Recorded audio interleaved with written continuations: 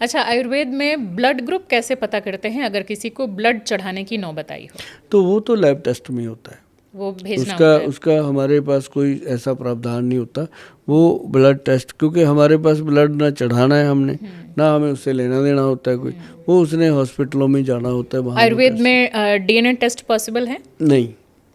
और पुरानी जो हमारी किताबें चली आ रही हैं, चाहे वो सुश्रुत संहिता रही हो या इसको लेकर के और भी जितनी पुरानी हमारी किताबें रही हों, तो उसमें भी क्या ब्लड टेस्ट या डीएनए इस तरह की भी कोई चर्चा रही है? क्योंकि ज़्यादातर अब आजकल ये लोग बोलते हैं कि हमारी पुस्तकों में, हमारे इतिहास में ये भी रहा है, वो भी रहा है, तो उस तरह का कुछ? उसके लिए आपको अगर इस तरह का क्वेश्चन है कि बहुत उच्च कोटि के सीनियर आयुर्वेद आचार्य से मिलाएंगे आपको कभी, वो हो सकता है इसके लिए कोई चर्चा कर दे। हमारे पास इसके बारे में कुछ नहीं ऐसा आता। ओके। अच्छा, आयुर्वेद में एनेस्थीसिया नहीं है, एनाल्जेसिक नहीं है, इसकी जगह पर विकल्प क्या है? हल्दी, सिर्फ हल्दी? सबसे बेटर है। काली हल्दी, अम्बा हल्दी, दारू हल्दी, काली हल्दी। तो वो और एनेस्थीसिया की जगह पर कैसे हो सकता है? नहीं, जैसे पेन किलर का काम नहीं हाँ, करता। एनाल्जेसिक हो सकता है, हाँ, लेकिन एनेस्थीसिया को कैसे वो हटा उसके सकता लिए है? और बहुत सारी चीज़ें हैं। अच्छा। उसके लिए जैसे आयुर्वेद में हम करवाते हैं बहुत सारे, जैसे एक ना वो आता है, क्या नाम लेते हैं उसका, सीतोपलादी पाउडर आता है, अच्छा, उसको हनी में डाल के देते हैं। तो वो सीतोपलादी चूर्ण जो हनी में डाल के, वो तो जैसे सर्दी जुकाम वगैरह में हाँ, लेते हैं। हर तरह की प्रॉब्लम में काम करता है वो उसमें काली मिर्च होती है और बहुत तो सारी वो चीज़ें। लेकिन एनेस्थीसिया को कैसे रिप्लेस करेगा?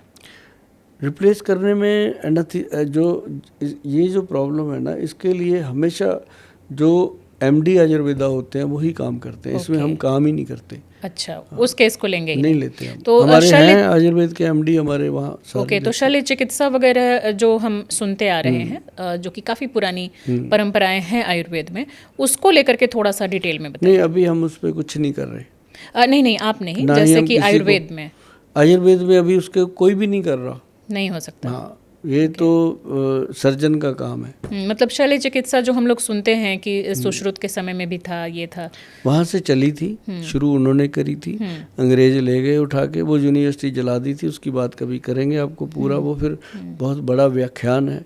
और उसके बाद जो हाँ, वो जो दावे किए जाते हैं, मैं उसी बारे में थोड़ा जानना चाह उसके रही थी। बाद जो है वो चीज़ें अलग हैं और उसके बारे में चर्चा ही की जा सकती है। उसका लोगों को बेनिफिट कोई होने वाला नहीं। हम पब्लिक को बेनिफिट देने के लिए पॉडकास्ट कर रहे हैं, सही बात इसका पब्लिक को कोई फायदा नहीं होगा। जैसे ऑर्गन ट्रांसप्लांट वगैरह की भी ये जो सब सर्जन पहले के हमने काम, पुरानी अपनी ये व्यवस्थाएं, ये परंपराएं आयुर्वेद थी, वाले नहीं करते, ना करेंगे। रिस्क ही क्यों लेना? ओके। तो लेंगे, और ले सकते हैं आयुर्वेद वाले रिस्क, पर उनको गवर्नमेंट अथॉरिटी नहीं दे रही। अथॉरिटी दे और उस पर काम क्यों नहीं हो रहा? काम करने के लिए गवर्नमेंट को, जैसे ये आयुष वाला डिपार्टमेंट आपने कहा, उसके बाद से मुझे लगता है कि दुनिया भर में भारतीय आयुर्वेद की काफ़ी चर्चा हुई है, तो थोड़ा सा और खुले हाथ देना चाहिए, थोड़ी और रिसर्च की पावर, पैसा, सब कुछ लगाना चाहिए। डिमांड करी जा रही है और बहुत काम कर रहे हैं। मैं आपको बता दूं, आपको देश में मोदी जी जो मिले हैं, ये नहीं है कि वो प्रधानमंत्री हैं हमारे, मैं उनकी सोच को सलाम करता हूँ कि एक युग पुरुष मिले हैं आपको, जो आयुर्वेद को बहुत आगे बढ़ा रहे हैं।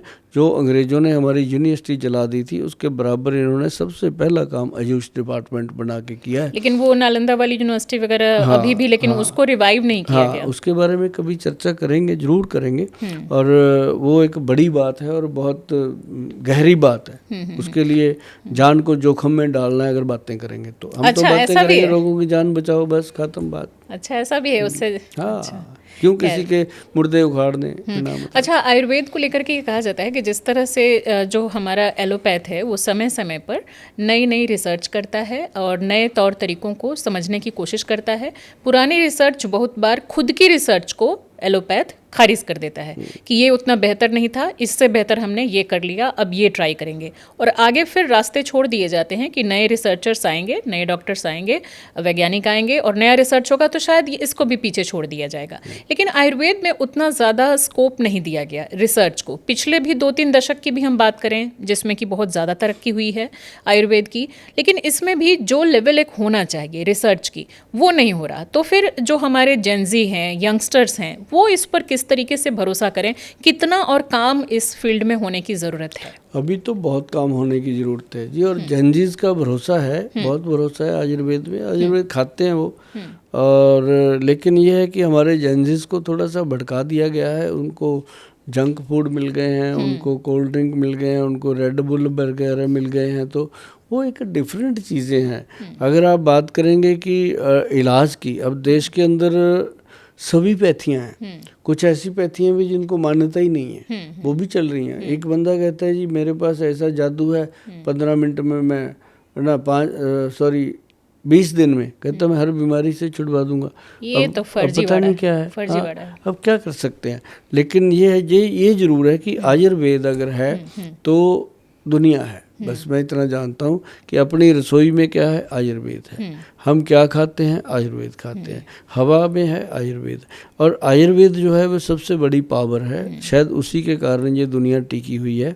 और आप भी जाने अनजाने में आप भी आयुर्वेद बहुत करते होंगे, क्योंकि आयुर्वेद के माध्यम से, अभी जैसे आपसे मेरी बात हुई थी रीठा, आंवला, सिकाकाई के बारे में, मतलब सभी करते हैं। और फर्क कितना का है कि आज की डेट में थोड़ा सा लोगों के पास टाइम कम है चीज़ें बनाने का, करने का। केमिकल चीज़ें यूज़ होने लगी। हाँ, लोग पैकिंग मांगते हैं, लेकिन अब आयुर्वेद ने भी मॉडर्न पैकिंग दे दी है आपको। आप देखने वाली चीज़ें हैं कि आयुर्वेद ने कितनी सुंदर पैकिंग दी है हर फील्ड में।